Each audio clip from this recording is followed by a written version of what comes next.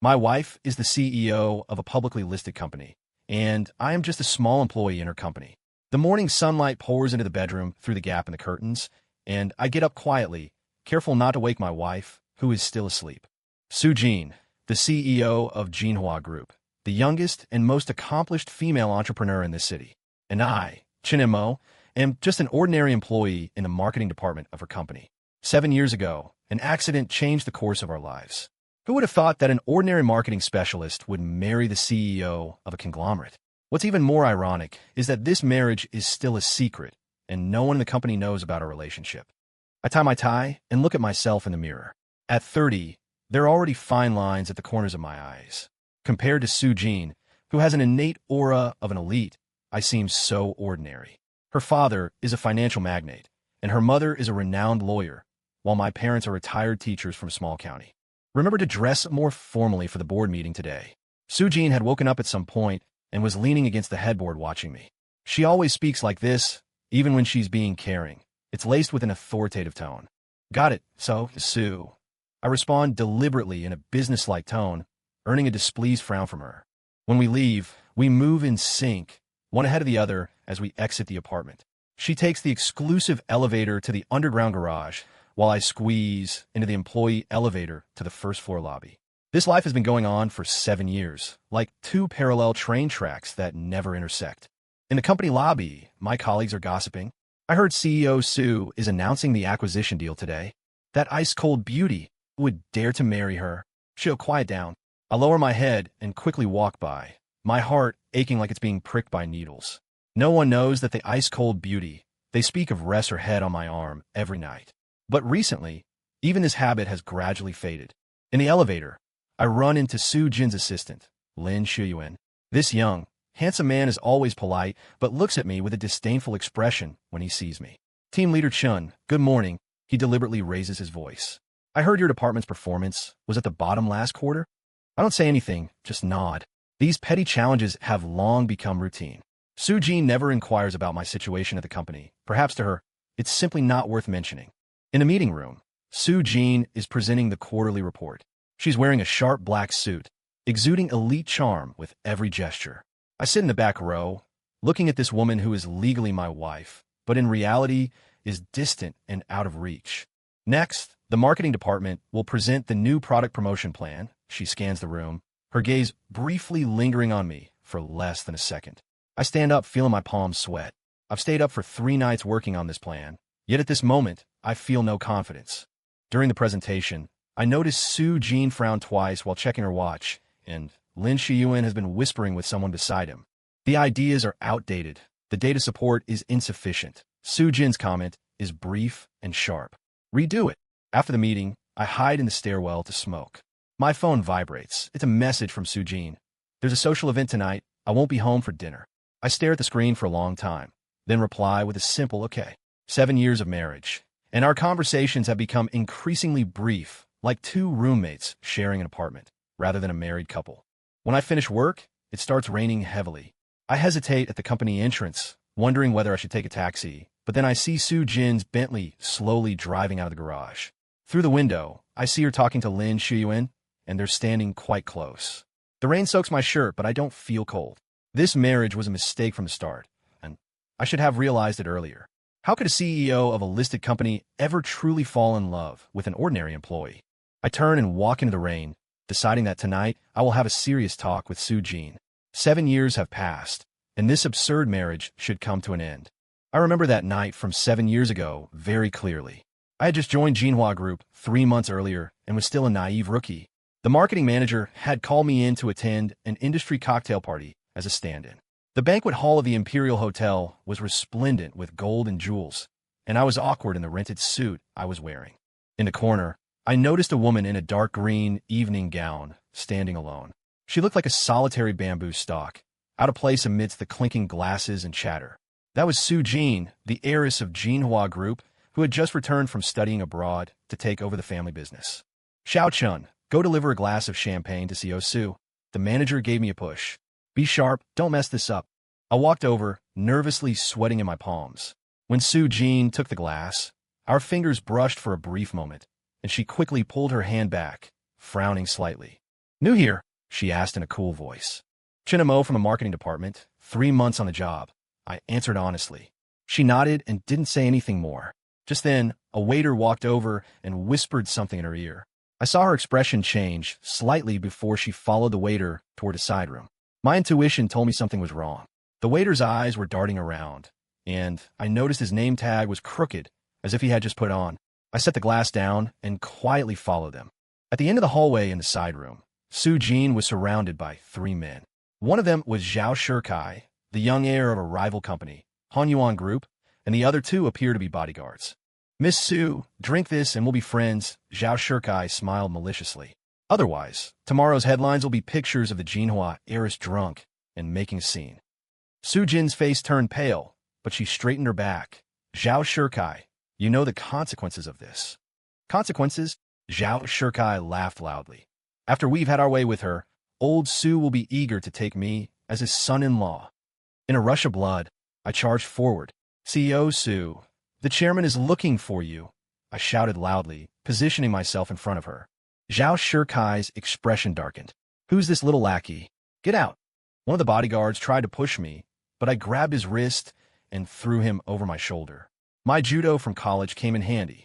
Another bodyguard lunged at me, and I sidestepped, but Zhao Shikai kicked me from behind, sending me crashing into the wall. Call the police. I yelled at Sugene. In the chaos, Sugene stepped on Zhao Shikai's foot in high heels, and as he winced in pain, she grabbed my hand and ran. We ran all the way to the parking lot, and she trembled as she pressed the car lock. Get in, she commanded. The car drove far from the hotel before she finally stopped at the roadside, gripping the steering wheel so tightly that her knuckles turned white. Thank you. After a long silence, she spoke 2 words. It was then that I noticed blood trickling from my forehead, possibly from the scrape when I hit the wall. Sugene rummaged through her bag and handed me a tissue, her fingertips trembling slightly. I'll take you to the hospital, she said. No need, it's just a small injury. I pressed on the wound, but Zhao Shikai won't let this go. She sneered he wouldn't dare. What happened tonight would only harm him if it got out. The atmosphere in the car grew tense. I secretly observed her and noticed that her eyelashes were long, her nose bridge high, and the lines of her profile were as perfect as if sculpted. Why are you helping me? She suddenly asked. I paused for a moment. Anyone would do the same. Not really, she shook her head. In the workplace, most people would choose to turn a blind eye. When she dropped me off at the building where I rented, it was pouring rain. She hesitated for a moment, then handed me a black umbrella from the back seat. See you Monday, Chun Mo. It was the first time she called my name. I kept that umbrella, its handle engraved with the letters SW, Su Wei, Su Jin's English name. Later, I found out that night she could have called a driver or a bodyguard, but she had them deal with another urgent matter. If I hadn't shown up by chance, the consequences would have been unimaginable. A week later, I was called to the CEO's office. Sugene sat behind a large desk, sunlight pouring in through the floor-to-ceiling windows, casting a golden halo around her. I'm transferring you to be my personal assistant, with double the salary. She got straight to the point. I was too stunned to speak. This position was usually filled by returnees or people with connections. Why me? I asked. She put down her pen and stared me in the eye. Because you're not afraid of trouble and you're not greedy. After a pause, she added, and you're tight-lipped. Just like that, I went from being an ordinary employee to the CEO's assistant. I followed her everywhere, gradually learning the dark undercurrents of this glamorous business world. And my relationship with Sugene quietly changed with every crisis we handled. It wasn't until that rainy night, when she got drunk after a project failure, that everything took a sharp turn. I was taking her home when she suddenly grabbed my collar and said, Chinamo, let's get married. I thought she was just rambling in her drunken state.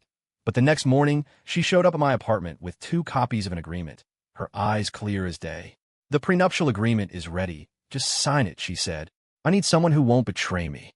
I should have refused, but for some inexplicable reason, I signed it. Perhaps, from that night at the banquet, the wheels of fate had already turned toward an unpredictable direction. The day we signed the prenuptial agreement, Sugene took me to the Civil Affairs Bureau. No flowers, no rings, not even a smile. The whole process felt like a business contract signing, except the contract's duration was a lifetime. After the wedding, you'll move into my apartment, she said as she drove. You can put your things in the guest room. I stared out the window, throat tightening. Why me? The car stopped at a red light. Sugene tapped her fingers lightly on the steering wheel, her nails rounded and neatly trimmed, painted with a low-key nude color. "You saved me," she paused. "And you're clean." "Clean?" I asked. "No complicated social connections, no bad habits, no skeletons in the closet." Her tone was like she was appraising a commodity. "Most importantly, you're not like others, scheming to get something from me." I smiled wryly. So, in her eyes, I was just a safe option. The first night, I moved into her apartment. I tossed and turned on the bed in the guest room. The luxurious, spacious apartment on the top floor of a downtown building was suffocatingly cold, every corner radiating a detached elegance, much like its owner. At 5 in the morning, I was woken by noises coming from the kitchen. Sugene was already dressed and brewing coffee. Seeing me, she nodded slightly. "Good morning. Do you know how to use the coffee machine?" "Yes," I said, walking over, accidentally brushing her elbow. She immediately stepped aside. This deliberate distance would define every day of our marriage. She gave me a secondary bank card, but I never used it. She had a driver pick me up for work, but I insisted on taking the subway. I made dinner for her on her birthday, but she worked late at the office. 3 months into our marriage, Jinhua Group faced a hostile takeover. Sugene didn't come home for an entire week. I went to the company with a change of clothes and stomach medicine to find her. When I pushed open the office door, she was slumped over the desk, napping. The computer screen was still on, and next to her was a half-drunk cup of cold coffee. I gently draped a coat over her, but she suddenly woke up, instinctively grabbing my wrist. "It's me," I whispered. She loosened her grip and rubbed her temples. "What are you doing here?" "Just checking if you're dead yet," I said half-jokingly, setting the thermos box on the desk. "Eat something." She stared at the hot food I took out, her expression softening for a moment. "Thank you," she said quietly, picking up the chopsticks. That night, I stayed at the office with her. At 3 in the morning, she finally couldn't hold on any longer and fell asleep on my shoulder. I could smell the faint scent of her perfume, mixed with her exhaustion. In that moment, I suddenly realized that this strong woman had a vulnerable side. But the next morning, she was back to her usual cold, indifferent self, as if the reliance from the night before had been just a figment of my imagination. Time passed like sand through an hourglass. 1 year, 2 years, 3 years. Our marriage had become a strange, symbiotic relationship. To the outside world, we were a loving couple. At home, we were like two strangers living together. In the 5th year, Sugene's father had a stroke and was hospitalized. I stayed at the hospital for 2 full weeks, driving Sugene back and forth and taking care of her father. One late night, she came out of the ward and saw me, still waiting on the bench in the hallway, eyes red. "Go get some rest," she said. I stood up and handed her a cup of hot milk. "You need rest more." She took the cup, her fingertips cold. We sat silently side by side, the scent of hospital disinfectant mingling with the faint trace of her perfume. "Dad has always hoped I would marry someone from a family of equal standing," she suddenly said. "He still doesn't understand why I chose you." My heart tightened sharply. "Yeah, why?" She turned to look at me. Something fleeting flashed in her eyes, but in the end, she just shook her head. "Go to sleep. There's a board meeting tomorrow." That was the closest we ever got to truly opening up to each other, like a match struck in the darkness, burning bright for a moment, only to fade instantly. In the spring of the 7th year, Sugene secured the largest overseas project for the group. At the celebration banquet, she drank more than usual, and as I helped her back home, she leaned against me, her breath laced with the sweet aroma of red wine. "Cheng Yu." She slurred my name. My heart raced. "Tomorrow, remind me to check the quarterly report." I smiled bitterly as I helped her onto the bed. Even when she was drunk beyond recognition, her mind was still focused on work. As I tucked her in, my hand accidentally brushed against her cheek. Unconsciously, she nuzzled my palm like a spoiled cat. The closeness in that moment made my chest ache. Only at times like these could I briefly have her all to myself. The next morning, she had returned to her usual self, wearing a neat suit and reviewing reports at the table, as though the vulnerability of the night before had never existed. "Good morning," she said without looking up. "The coffee is in the pot." I poured myself a cup and sat across from her. Sunlight streamed through the floor-to-ceiling windows, casting a golden hue around her. 7 years, and she was still so beautiful, beautiful enough to break my heart. "Sugene." I mustered the courage to speak. Her phone suddenly rang. After taking the call, she quickly stood up. The client from Singapore arrived early. "I have to go to the office." As she reached the door, she turned back and glanced at me. "What were you about to say?" I shook my head. "Nothing. Hope work goes well." The sound of the door closing echoed painfully in the empty apartment. I stared at the cup of coffee she hadn't finished, suddenly realizing that our marriage was like this cold cup of coffee, calm on the surface, but long cooled on the inside. I first met Sugene's family 3 months after we got married, when her father, Su Hongru, celebrated his 60th birthday with a banquet at the Su family's old residence. That morning, Sugene tossed me a delicate gift box. "Put this on," she said briefly. 6 o'clock tonight, don't be late. Inside the box was an expensive custom suit, the fabric smooth like water.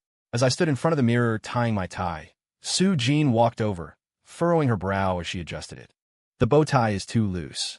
Her fingers brushed over my Adam's apple, sending a subtle shiver through me. "Remember, no matter what you hear tonight, keep smiling." The Su family residence was located on a mountain on the outskirts of the city, a 3-story villa combining Chinese and Western architectural styles. As we entered, the butler's scrutinizing gaze made me feel uncomfortable. The hall was filled with the fragrance of fine clothes and the presence of politicians and business elites. Sugene clung to my arm, her smile perfect, but her body stiff as a board. "Jeaner, is this your husband?" A well-dressed woman approached, her gaze sweeping over me like an X-ray. "Aunt," Sugene nodded. "This is Chun and Mo." "Oh, the little clerk." The woman's red lips curled into a mocking smile. "I heard your parents are teachers." I tightened my grip on my glass. "Yes, they teach at a high school in the county." "Ow, humble." She elongated the words, turning to Sugene. "Your father nearly had a stroke, you know." Sugene's expression didn't change. "Aunt, excuse us. We need to go wish Dad a happy birthday." After leaving the crowd, she whispered, "Don't mind it." "I don't mind." I tug at my tie. "I should have worn my own clothes." She glanced at me. That suit was a giveaway from a charity auction. The tags are still on it. I froze, not expecting her to notice such details. Su Hongru sat at the head of the table, his silver-gray hair meticulously combed, his gaze sharp as an eagle's. Even sitting down, his tall frame was apparent, and Sugene's eyes and brows resembled his. "Dad." Sugene stepped forward, "wishing you happiness as vast as the East Sea and longevity as enduring as the South Mountain." The old man grunted, his eyes landing on me. "This is the person you chose?" I took a step forward, respectfully presenting my gift. "Uncle, happy birthday. This is a small token from Sugene and me." "Uncle," the old man sneered. "You're married, and you still call me uncle?" A few quiet laughs echoed around us. My ears burned. "Dad, happy birthday." He didn't take the gift, but instead turned to Sugene. "The Wong family son just returned from Wall Street yesterday. You should meet him." Sugene remained expressionless. "I'm already married." "Is that really called marriage?" The old man raised his voice. "You didn't even have a wedding. How do we know if you're truly married?" Sweat broke out in my palms. Indeed, our marriage felt more like a transaction. No wedding, nothing. "Dad," Sugene's voice was as cold as ice. "If you don't welcome us, we can leave now." The old man slammed the table. "Nonsense." The banquet hall fell silent, all eyes on us, like prisoners under the spotlight. "Uncle Su, please don't be angry." A young man in a dark blue suit approached. Jean was just confused for a moment. His affectionate tone made my stomach twist. This must be the Wong family's son, a Harvard graduate from a real estate family, a perfect match for the Su family. "Mr. Chun, right?" He turned to me and extended his hand. "Nice to meet you. I hear you're an assistant at the Jean Hua Group." I shook his hand. "Yes, I handle the marketing department." "Ah, the marketing department." He smiled knowingly. "That must be fulfilling." A few chuckles echoed around us. To these people, my position was probably worth less than an ant. At dinner, I was seated at the far end of the long table, next to Sugene's cousin, Su Rue, a carefree, rich second generation.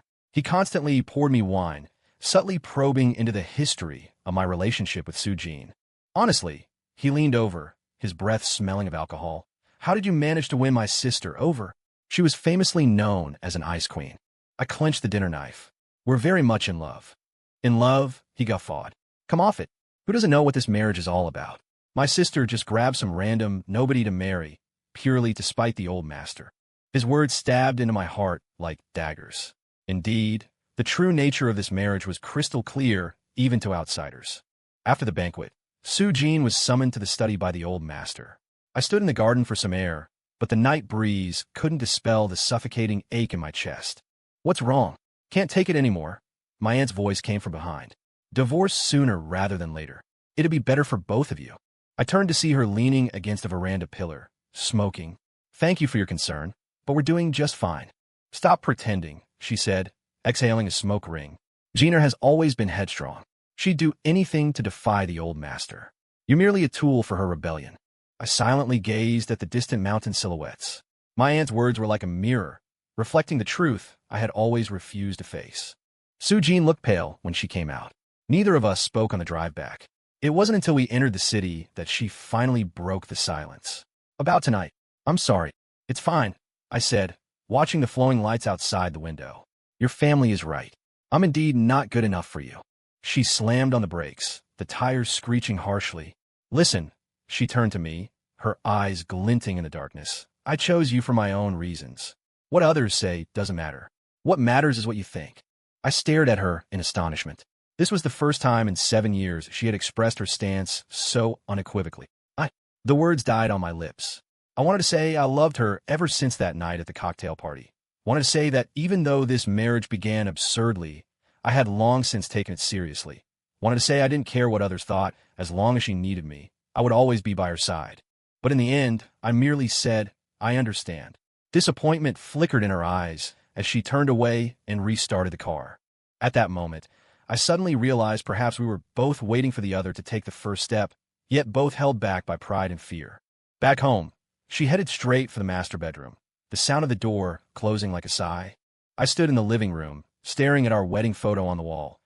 A supplementary shot taken after we registered, both of us standing stiffly with enough space between us to fit another person. For 7 years, that photo had hung there like a meticulously staged performance.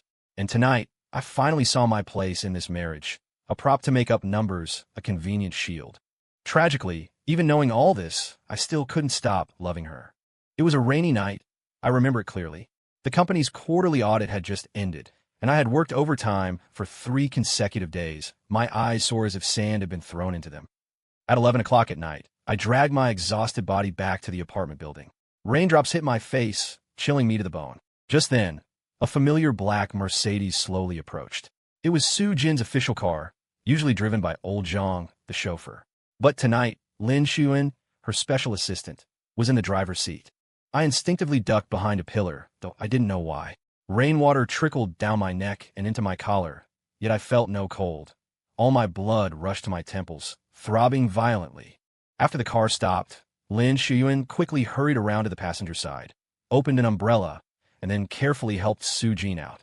She was unsteady, leaning limply against him. Lin Wan held the umbrella with one hand and wrapped the other around her waist. The two of them pressed incredibly close. "Mind the steps," I heard Lin Wan's gentle voice. Sugene mumbled a reply, her head resting on his shoulder. Under the streetlight, I saw an unnatural flush on her cheeks. She was clearly drunk. The tenderness in Lin Wan's eyes as he looked down at her caused a wrenching pain in my stomach. They walked towards the apartment entrance like that, clinging to each other like an intimate couple. The rain blurred my vision, but that image was seared into my mind, his hand on her waist, her hair brushing against his cheek. I stood in the rain, feeling something shatter within my chest. In 7 years of marriage, Sugene had never shown such vulnerability or dependence in front of me. She was always as perfect as a statue, maintaining her composure even when drunk. My phone suddenly vibrated.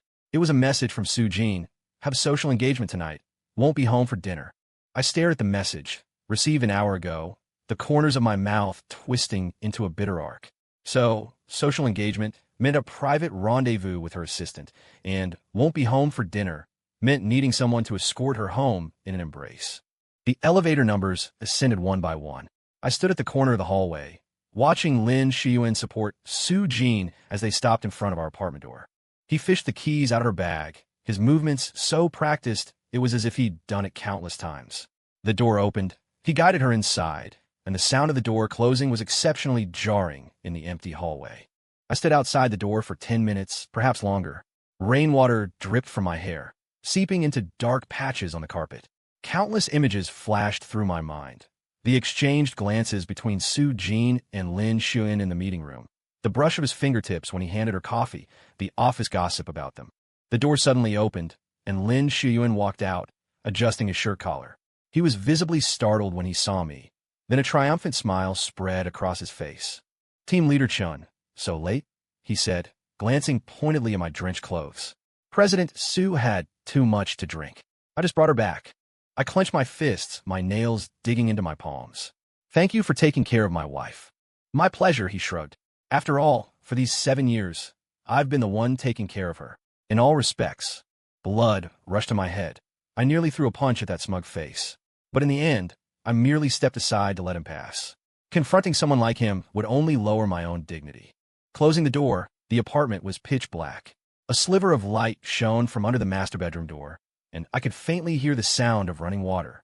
Sugene was taking a shower, using the body wash I had personally chosen, sleeping in the bed whose sheets I changed weekly. I sat on the living room sofa, soaked to the bone, yet with no desire to change.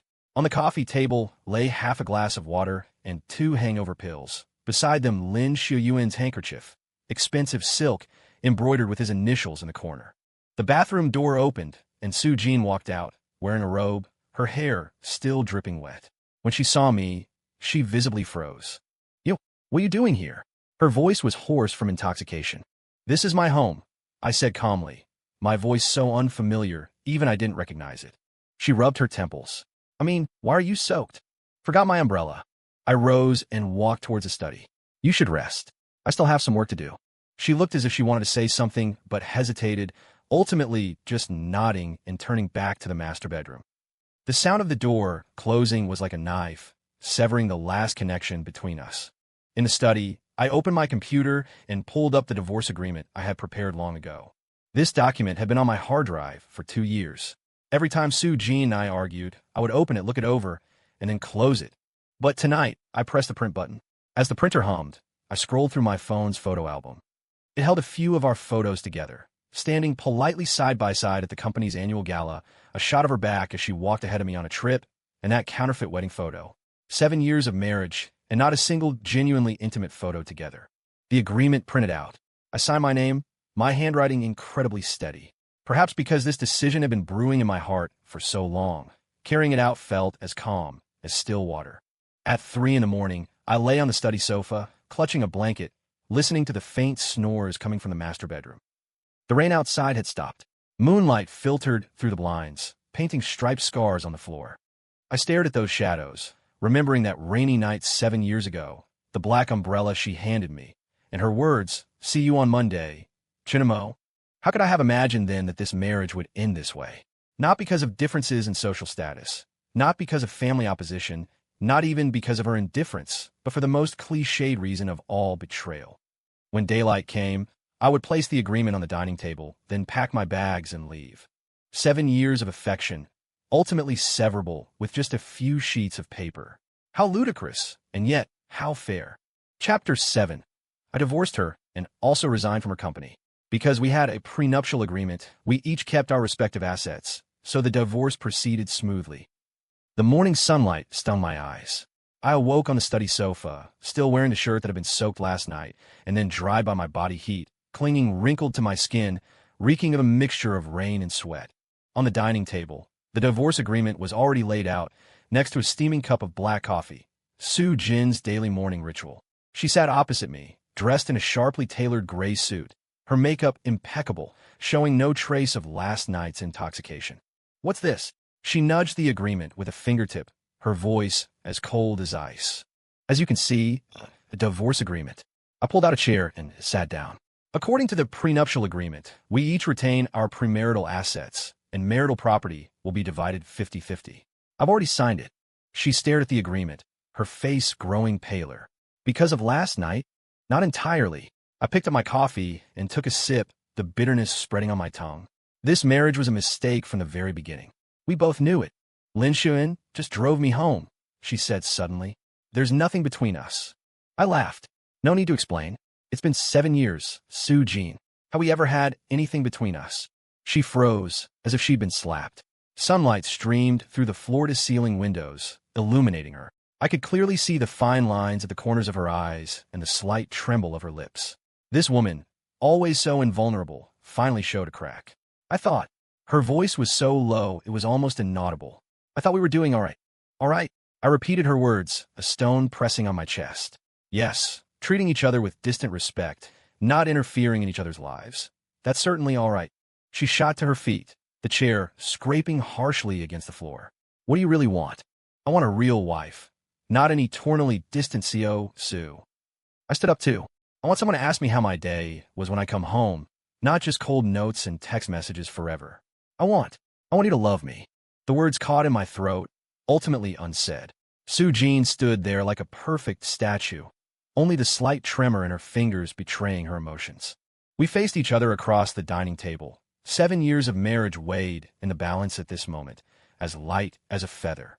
Fine. She finally spoke, her voice regaining its usual calm composure. I'll sign. She picked up a pen and signed her name on the agreement, her movements crisp and efficient, as if signing an ordinary contract. I watched her write, Sugene stroke by stroke, suddenly remembering her expression 7 years ago at the Civil Affairs Bureau when she signed the marriage registration form. So calm, it was almost cold. I'll move out today, I said. No need. She closed the folder. I'll go stay at my parents for a while. This house. You can continue living here. That won't be necessary. I shook my head. I've already found a place. She opened her mouth, as if wanting to say something, but finally just nodded. As you wish. An hour later, I had packed my luggage. Truth be told, there wasn't much to pack. Most things were bought after marriage and, according to the agreement, should be split 50-50, but I didn't want to take anything. I only packed one suitcase with a few clothes, my laptop, and that black umbrella engraved with a W.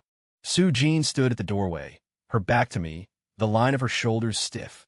About the company. I'll submit my resignation letter. I zipped to my suitcase. I won't be going to work today. I'll hand over my work to Shaoli. That's not what I meant.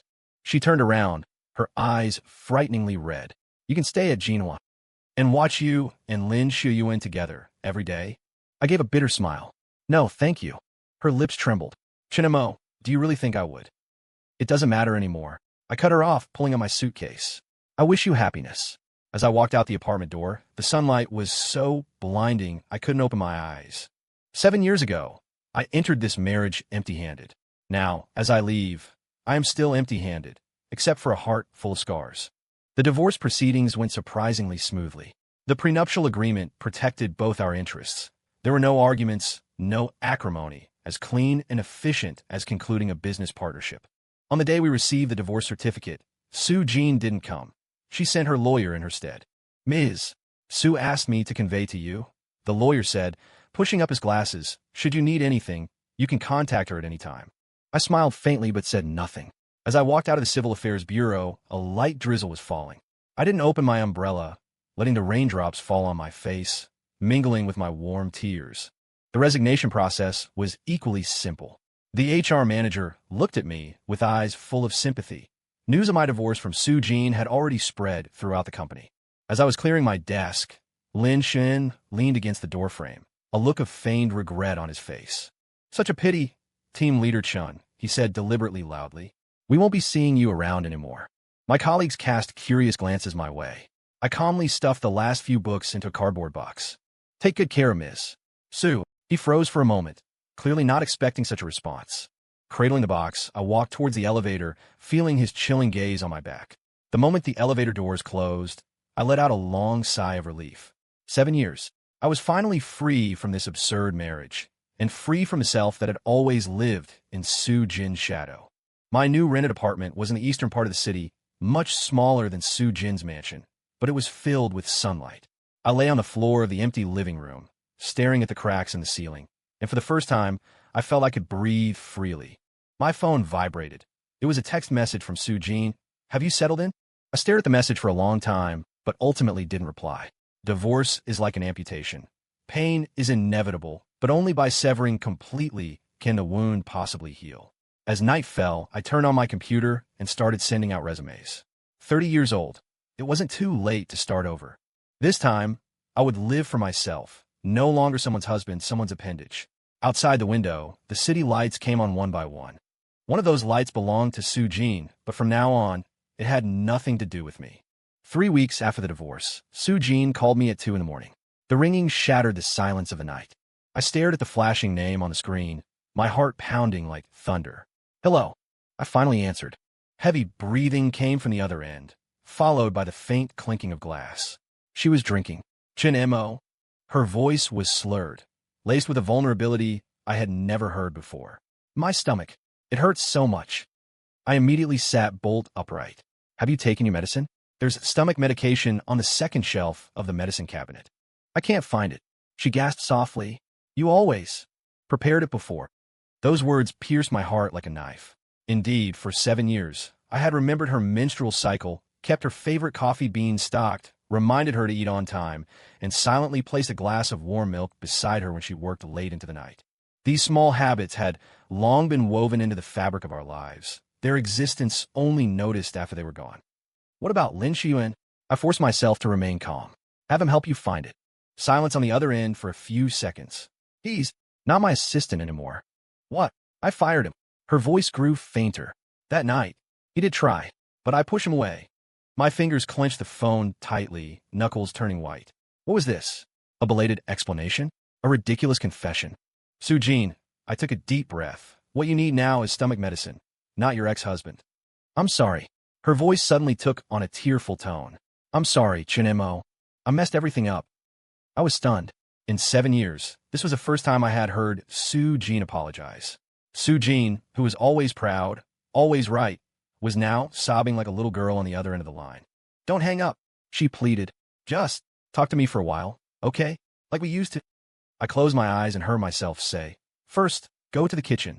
There's spare medicine in the small cabinet next to the electric kettle. Rustling sounds came from the other end. She seemed to be moving according to my instructions. I could almost see her, barefoot on the marble floor, silk nightgown hanging loosely on her shoulders, her dark hair disheveled around her pale face. This was the Sugene only I'd seen, Sugene with all her defenses down. Found it, she said weakly, followed by the sound of swallowing pills. Now go lie down on the sofa. I use a commanding tone without realizing it. There's a blanket under the coffee table. How do you remember everything? She murmured, her voice carrying a softness I found irresistible. Because I love you. The words swirled on the tip of my tongue, but I swallowed them back. What was the point of saying it now? Get some rest. I finally replied just like that. Cheng Yu. She suddenly called out to me urgently. I want to see you. My heart skipped a beat. Why? The keypad lock on my apartment is broken. I can't find the warranty card. She came up with a flimsy excuse. I almost laughed out loud. The president of Jinhua Group couldn't find a locksmith's number? Sugene, I sighed, don't be like this. There was a long silence on the other end, so long I thought she had fallen asleep. Just as I was about to hang up, she suddenly said softly, I got used to someone making me coffee every morning. Used to a light being left on in the living room when I came home late at night. Used to. Her voice trailed off. Used to having you in my life. My eyes suddenly grew warm. 7 years. This was the closest she had ever come to a confession. Sleep, I said, my voice hoarse. The pain will subside once the medicine kicks in. Will you hang up? She asked cautiously, like a child afraid of being abandoned. No. I lay back down on the bed, placing the phone beside my pillow. I'm right here. Her even breathing came from the other end, occasionally interspersed with a few uncomfortable soft moans. I listened like that until she, too, fell into a deep sleep. As the sky outside gradually lightened, I gently hung up the phone, my chest filled with an unfamiliar, tender ache. The next day at noon, my doorbell rang. Through the peephole, I saw Sugene standing outside, dressed in a simple white shirt and jeans, without makeup, dark circles prominent beneath her eyes. She clutched 2 takeout bags, anxiously biting her lower lip. I opened the door, and her familiar perfume, mingled with the scent of sunshine, wafted over me. I was just passing by. She awkwardly held up the takeout bags. I bought your favorite Cantonese dim sum. Too much of it. I looked at her, at the transparent excuse of passing by after clearly traversing half the city, and my heart felt as if an invisible hand had gripped it. Come in. I stepped aside. She entered cautiously, her gaze sweeping over my modest apartment, visibly faltering when she saw our photo by the bedside, the only one I had taken from the office. Does your stomach still hurt? I asked. She shook her head, opening the takeout containers one by one, her movements so clumsy, unlike the formidable businesswoman renowned for her decisiveness in the corporate world. I asked Lawyer Zhang. The divorce agreement can still be rescinded. I paused, chopsticks in hand, and looked up at her. Sunlight slanted through the window, illuminating her slightly trembling eyelashes. Why? I asked softly. Her fingers twisted together. Because I realized. Realized what? That she was used to being taken care of? That life was inconvenient? Or that I realized I love you, she finally said, her voice as light as a feather, yet it stirred a hurricane in my heart. I was stunned. The 3 words I had waited 7 years to hear, just like that, on an ordinary noon, drifted over from beside a takeout box. It's too late, Sugene, I heard myself say. The color instantly drained from her face, her fingers gripping the edge of the table. I know I have no right to say this, but please give me a chance, all right? Just one. I looked at her reddened eyes, suddenly remembering that rainy night 7 years ago, the warmth of her fingertips when she handed me an umbrella. Fate, like a mischievous child, always makes us understand our hearts at the most inopportune times. The dim sum is getting cold, was all I finally said. The light in her eyes dimmed, but she still managed a faint smile. Let's eat first. We ate the already cold shrimp dumplings in silence, neither of us broaching the subject again. But I knew, some things, once spoken, could never be taken back. Just like a 7-year marriage, once ended, it was difficult to return to the beginning.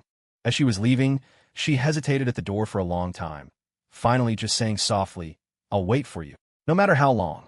Closing the door, I leaned against the wall and slowly slid to the floor. My phone vibrated. It was a message from her. "The keypad lock isn't broken. I just wanted to see you." I stared at the message, a pang of mingled sourness and fullness tightening my chest. So, even someone as proud as Sugene would bow her head for love. I just didn't know if such an awakening was timely enough to salvage our already shattered marriage. Sugene began to appear frequently in my life, like a gentle invasion. Every morning, my phone would ring punctually at 7, a good morning text from her. The front desk at the office would always have lunch delivered by someone she sent, all my favorite dishes. When I worked late in the night, she would happen to pass by my office building and ask if I needed a ride. This method of pursuit was endearingly clumsy, completely unlike the Sugene who was so ruthlessly decisive in the business world. My colleagues started teasing me. "Director Chun, is the president of Jinhua pursuing you?" I would just smile, non-committally. A month later, on a weekend, the doorbell rang again. This time, Sugene held a stack of documents, her eyes shining with astonishing brightness. "I've redrafted the agreement." She walked straight in and spread the documents on the coffee table. "The prenuptial agreement is voided. All post-nuptial assets are to be jointly owned, including shares in Jinhua." I glanced at the densely packed clauses, my heart constricting violently. This meant if we divorced again, she would lose half her fortune, a concession the president of a publicly listed group would never easily make. "Why?" I closed the folder. She stood by the window, the sunlight casting a golden halo around her. "Because I want to start over with you. Without calculations, without reservations." "Sugene." I took a deep breath. "We tried. It didn't work." "That's because I was too stupid." She suddenly raised her voice. 7 years. I was like a blind person, unable to see your goodness. You remembered my every habit, tolerated all my bad tempers, and I never even told you I love you. Her voice choked. This was the second time I'd seen her cry. The first was on the day of our divorce. She had her back to me, her shoulders shaking like a leaf in the wind. "Not all mistakes can be rectified," I said softly. "Give me 3 months." She grasped my hand, her palm icy cold. "If, after 3 months, you still don't want to remarry, I will never bother you again." I looked at her crimson-rimmed eyes, remembering that late-night call about her stomach ache, remembering her standing at my door, awkwardly holding takeout. In 7 years of marriage, she had never been so humble. "Why 3 months?" "Because..." She bit her lip. "The doctor said the first 3 months of pregnancy are the most unstable." My mind went blank. "What?" She gently placed her hand on her lower abdomen. 4 weeks. It must have been the night before the divorce. I stumbled back a step, knocking over the water glass on the coffee table. Water bloomed across the documents, blurring the carefully drafted clauses. Countless images flashed through my mind. Her unusual passion the night before the divorce, the traces on the bedsheets in the morning, her sudden pursuit over the past month. "Is it for the child?" My voice was hoarse, almost unrecognizable as my own. "No," she shook her head vehemently. "It was only after I found out I was pregnant that I understood. I want this family. I want you." Family. The word sounded so foreign yet familiar, coming from her lips. For 7 years, our shared apartment had never been called home by her, always just the house or the apartment. "Sugene," I began with difficulty. "A marriage shouldn't be maintained reluctantly for a child." "It's not reluctant," she almost shouted. "Chinamo, look at me." She forced me to look her in the eyes, those eyes that were always calm and self-possessed, now filled with vulnerability and entreaty. I love you. Not because of the child, not because of habit, but because you are you. Sunlight danced on her face, and I clearly saw the fine lines at the corners of her eyes and the trembling of her lips. This woman, once so imperious, now laid bare all her vulnerabilities to me without reservation. 3 months, I heard myself say. Just 3 months. She threw herself into my arms, her tears soaking my shirt. I smelled the familiar scent of her shampoo in her hair and suddenly remembered that cocktail party 7 years ago. She had leaned against my chest just like this then, only then it was out of fear and now it was out of love. That night, I moved back into the apartment. Nothing had changed, except for a photo of us together on the nightstand in the master bedroom, a space that had always been empty before. Sugene, like an excited little girl, pulled me along to show me the nursery she had redecorated, though it was still very early for that. Do you like blue or pink? She asked. Either is fine, I said, stroking her hair. As long as it's our child. She suddenly grew quiet, leaning against my shoulder. I'm sorry for making you wait so long. I didn't answer, just held her gently. 3 months, 90 days, enough time for me to see if this marriage could still be saved. This time, there would be no prenuptial agreement, no calculations, only 2 battered but still beating hearts, and an unexpectedly conceived new life. Late at night, I sensed her quietly getting out of bed. Through the slightly ajar door, I saw her in the study, flipping through our wedding album, the album she had never paid any mind to before. In the moonlight, her fingers gently caressed my face in the photos, her touch as tender as if she were handling a treasure. At that moment, I suddenly understood. Perhaps love had been there all along. We had just been too clumsy, too proud, taking 7 years to learn how to express it. 2 weeks of the 3-month period had passed, and Sugene's pursuit of me only intensified. Every morning, a fresh bouquet of white roses would appear on my desk. At lunchtime, she would punctually show up at the company cafeteria, sitting opposite me, oblivious to the stares of others. After work, her car was always parked at the building entrance, window rolled down, revealing her face feigning composure. So, Sue, I finally said one day, unable to bear it any longer, you're making it very difficult for me to work. She was in my office, helping me organize files. God knows why the CEO of Jinhua Group would personally do such a thing. Hearing my words, her fingers paused, and when she looked up, a flicker of hurt crossed her eyes. I just wanted to help. I don't need help, I said, closing the folder. We need to talk. She sat opposite me like a child who had done something wrong, her fingers twisting together nervously. Sunlight streamed through the blinds, casting striped shadows on her face, and I noticed the distinct dark circles under her eyes. Listen, I said, trying to keep my voice steady. I understand your guilt, but this way of compensating isn't healthy for either of us. It's not guilt, she interrupted me eagerly. Chinemo, I really... Suddenly, the office door was pushed open and Department Manager Wang Wei poked his head in. Director Chun, big news. Our company has been acquired. I frowned. When did this happen? Just now, Wang Wei said excitedly. I heard it was Jinhua Group. Huh? CEO Su, what are you doing here? I whipped my head around to look at Sugene. A flicker of guilt crossed her face. You bought Karue? I asked in disbelief. She bit her lip. I just wanted to give you more room to grow. Good heavens. I stood up, my chest feeling as if it were crushed by a heavy stone. Do you know what this is called? This is called control. No, it's not. She stood up too. Just what? I sneered. Making decisions for me again? Just like that sudden marriage proposal 7 years ago. The color drained from her face instantly. Outside the office, curious gazes from colleagues pierced through the glass wall towards us. Let's talk outside. I grabbed my jacket and dragged her out of the company. In the underground parking lot, I released her wrist. A red mark had already formed around it. Sugene didn't cry out in pain, just looked at me with those tear-filled eyes like a wounded fawn. What exactly do you want? I questioned in a low voice. I want to make amends, she said softly. With money? With power? I shook my head. Sugene, you don't understand where the problem lies at all. Then tell me. She suddenly raised her voice. Tell me what to do. I've never pursued someone like this before. Her voice choked, and in the dim light of the parking lot, I saw tears glistening at the corners of her eyes. It was only then that I suddenly realized, the lofty Sugene, perhaps she truly didn't know how to love someone properly. What I want isn't flowers, not a promotion or a raise, I said wearily. What I want is respect. Trust is what? Loyalty. The word was stuck in my throat, but I couldn't say it. The image of that rainy night resurfaced in my mind. Lin Wan with his arm around her waist, her leaning against his shoulder. Forget it. I turned to leave. We both need to calm down. Because of Lin Wan, she suddenly asked. You still don't believe me? I stopped without turning back. I believed my eyes. He did try to take advantage of me that night, but I pushed him away. She rushed in front of me. I fired him. What more do you want me to do? I want you to go to him. I finally exploded. Since you two are so close, why bother clinging to me? The words cut through the air like a knife. Sugene staggered back a step, as if physically struck by my words. The parking lot fell deathly silent. Only the distant sound of dripping water echoed. So that's how it is? She suddenly laughed, a smile more painful to look at than tears. 7 years of marriage, and this is the kind of person I am in your eyes. She turned and walked toward her car, her back ramrod straight, but I knew she was crying.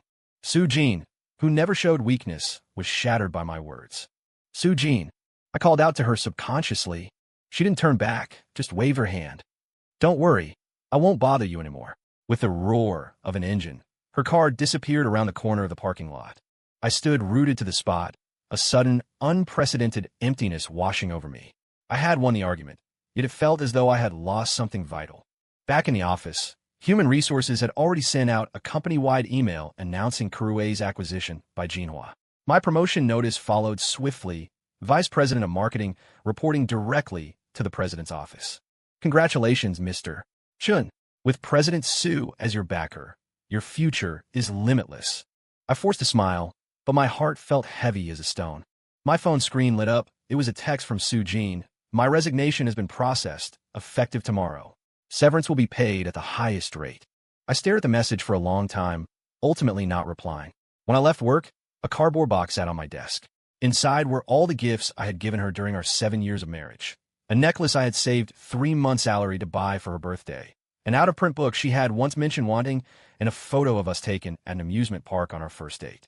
Beneath it all lay a letter, her neat handwriting on the envelope. For Chun Mo's, eyes only. I didn't have the courage to open it. After carrying the box home, I sat in the dark living room, gazing at the city lights outside the window. Behind one of those lit windows, was Sugene also sitting alone like this? Was she too regretting the words spoken? The phone suddenly rang. It was an unfamiliar number. When I answered, a man's voice said, Is this Mr. Chinemo? This is Lin Wan. I gripped the phone tightly. What is it? I think you should know the truth. His voice carried a hint of mockery. President Su was indeed drunk that night, but you'll definitely want to know what she said when she pushed me away. Speak. Don't touch me. I'm married. Lin Wan sneered. How ridiculous. Who in the entire business circle doesn't know your marriage is a sham? Yet she stubbornly held that line, even though you clearly don't care. He was still saying something on the other end, but I could no longer hear him. All I could hear was Sugene's voice saying, 7 years of marriage, and this is the kind of person you think I am? And the image of her trembling shoulders as she turned away. I grabbed my keys and rushed out, but I didn't know where to find her. Her apartment? The company? Or had she decided to walk out of my life completely? The night wind slapped my face. I suddenly understood. I had been using that rainy night as an excuse. What I truly feared wasn't betrayal, but giving my heart again to someone who might hurt me. And now, I might have lost her forever. 3 days later, Sugene's assistant, Xiao Li, called, saying President Su had a persistent high fever but refused to go to the hospital. When I rushed to her apartment, the passcode lock had been changed back to its original combination, our wedding date. As the door opened, the strong smell of alcohol and medicine assaulted my nostrils. Empty wine bottles and documents were scattered around the living room. Sugene was curled up on the sofa, her cheeks flushed an unnatural red, wearing only one of my old shirts. You're here. Her voice was hoarse as she struggled to sit up. Don't worry. This isn't some elaborate ploy to win your sympathy.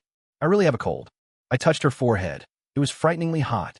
On the coffee table were half a glass of water and a few fever reducers. She had clearly tried to manage on her own. Why didn't you take the medicine? I picked up the medicine box. I did. It didn't work. She coughed twice. Maybe it's the flu. Without a word, I picked her up. She was terrifyingly light, like a feather. To the hospital, I said curtly. She struggled a little. No need. I'll be fine after some sleep. Quiet. I tightened my arms. This time, you listen to me. She quieted down, burying her face in the crook of my neck, her scorching breath brushing against my skin. In that moment, I suddenly realized this was the first time in 7 years she had completely entrusted herself to me. without any defense or calculation. The hospital diagnosed her with pneumonia, requiring hospitalization for observation. Sugene lay in the hospital bed on an 4-drip, looking like a fragile child. I sat by her bedside, watching her fever-chapped lips, my chest tightening with each pang. "You can go," she said suddenly. "You don't need to pity me. Don't talk." I poured a glass of water and handed it to her. She didn't take it, just stared at me. "I finally understand why you insisted on a divorce. To be doubted by the person you trust most." She gave a bitter smile. "It's a terrible feeling." My hand holding the cup tightened, and water splashed onto her hospital gown. She was right. I had used an unconfirmed suspicion to negate 7 years of marriage, just as her family had negated me back then. "I'm sorry," I said in a low voice. She shook her head. "I deserved it. How much security have I given you all these years?" Outside, the sky grew dim. The only sound in the hospital room was the dripping of the 4. Sugene's hand reached out from under the covers and gently rested on the back of mine. It was still very warm. "Cheng Yu," she said softly, "will you promise me one thing?" "What is it?" "Next week is my dad's birthday. Accompany me on a trip back home." She coughed twice. "Consider it a dignified end to our 7 years of marriage. I promise I won't bother you after that." I looked at her haggard face and nodded. Perhaps this was the right way to say goodbye, to end where we began. A week later, Sugene was discharged from the hospital, but she still looked very wan. The night before the birthday banquet, she sent me a message asking if I needed to prepare anything, her tone as formal as if communicating with a business associate. I replied that I didn't, and the conversation ended there. On the day of the banquet, I put on the suit she had once bought for me and drove to pick her up. Downstairs from her apartment, Sugene was already waiting by the entrance, dressed in a dark green long gown, her hair pinned up, revealing her slender neck. Seeing my car, she was visibly startled. "Did you buy a new car?" she asked after getting in. "Rented," I said, handing her a gift box. "A gift for your father. A Hutian jade chess set. You said he likes them." She took the box, her fingers trembling slightly. "You still remember." I said nothing and started the car. Throughout the journey, we were polite to each other like strangers, neither of us mentioning divorce or reconciliation. The Su family's old residence was brightly lit, brimming with guests. Seeing us arrive together, Su Hongru was clearly taken aback for a moment, then quickly regained his composure. "Dad, happy birthday." Sugene stepped forward to hug her father and presented the gift. "Cheng Yu specially picked this out for you." The old master accepted the gift, giving me a long, meaningful look. "It's rare for you two to come together." "Indeed," my aunt interjected, her voice laced with a sharp, insinuating edge. "To be so amicable even after a divorce. Truly remarkable." A sudden silence fell upon the surroundings. Sugene's face turned deathly pale. I took a step forward, gently placing my arm around her waist. "Who said we were divorced?" Sugene whipped her head around to look at me, her eyes wide. I offered her a slight smile. The lie rolled off my tongue with ease. Since this was the dignified farewell she desired, I was willing to play my part in this final act. In the banquet hall, the familiar clinking of glasses and the drone of insincere pleasantries filled the air. I noticed Sugene was distracted, her gaze frequently drifting toward the particular corner.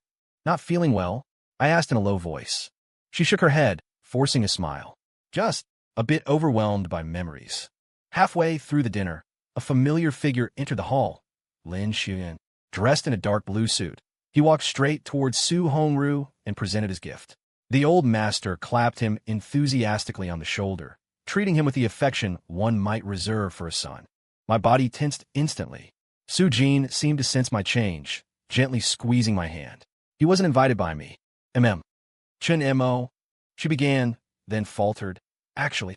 Just then, Lin Wan spotted us, a provocative smirk playing on his lips. He sauntered over, wine glass in hand, deliberately raising his voice. Well, if it isn't the ex-husband?" President Su is quite the sentimentalist, bringing her ex-husband to a family banquet even after the divorce. The surrounding chatter died down instantly. I felt Sugene's hand grow cold in mine. "Lin Wan," she said, her voice frigid, "watch your words." "Did I say something wrong?" He shrugged. "Everyone in the business circle knows you two have already." "We are perfectly fine," I interrupted, pulling Sugene a little closer. "No need for your concern." Lin Wan's eyes narrowed. "Is that so?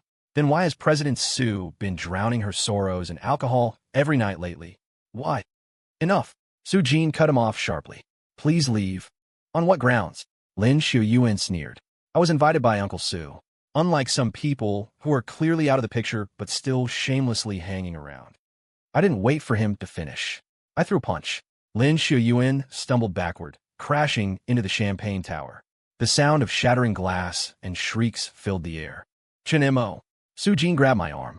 Lin Wan wiped a trickle of blood from the corner of his mouth, a savage grin spreading across his face as he straightened up. Hit a nerve, did I? Do you know what you saw that night? It was Sugene rejecting me. She'd rather cling to a dead marriage than. Shut up. Sugene suddenly lunged forward and slapped Lin Wan hard across the face. You're fired. Never show your face to me again. The entire hall was in an uproar. Su Hongru approached, his face ashen. Jeaner, mind the occasion.